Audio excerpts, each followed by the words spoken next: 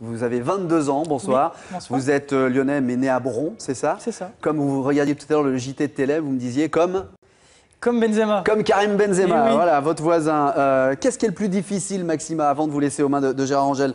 C'est de convaincre les électeurs avec vos propositions ou d'être crédible à 22 ans? Non, c'est de convaincre les électeurs avec mes propositions, puisque j'étais candidat à Bron en 2008 au municipal, j'étais à l'origine de la loi sur l'éligibilité à 18 ans, et puis mes 89 propositions que j'ai publiées au début de l'été m'ont permis d'avoir une certaine crédibilité auprès de ceux qui ont envie d'entendre.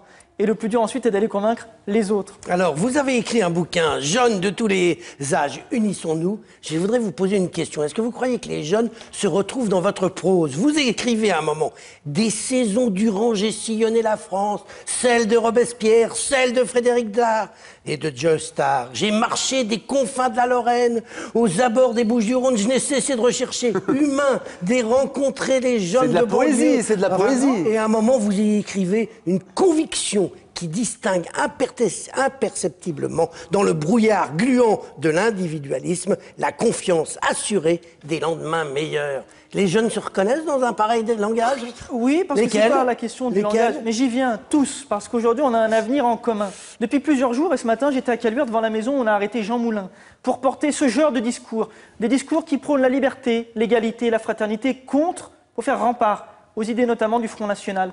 Et ça, je crois qu'ils s'y reconnaissent. Vous savez, on a tous un avenir commun, qu'on sorte de l'ENA, c'est pas mon cas, qu'on vienne d'un milieu populaire, c'est plutôt le mien.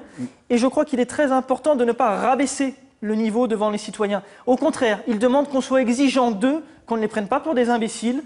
Et quand je dis que je suis aux confins de la France, c'est plutôt vrai, j'ai déjà fait plus de 15 000 kilomètres, je vais rencontrer les élus, ils sont déjà plus de 160 à m'avoir promis leur parrainage à l'élection présidentielle, j'espère qu'ils seront 500 dans les semaines qui viennent, les citoyens, les associations, vous-même, et je crois que c'est important à faire parce qu'aujourd'hui, personne d'autre ne veut porter la voix de la jeunesse, pas seulement les jeunes comme catégorie sociale, mais aussi comme état d'esprit, ce que j'appelle dans le bouquin, comme le dit Camus, la vraie générosité envers l'avenir consiste à tout donner au présent. J'essaye de tout donner au présent. Maxime Werner, vous êtes déjà un politique, hein, on ne peut pas vous arrêter. Hein. Vous êtes déjà un très bon communicant, ça se voit, hein, Alors, parfait, le geste, la gestuelle, le vocabulaire.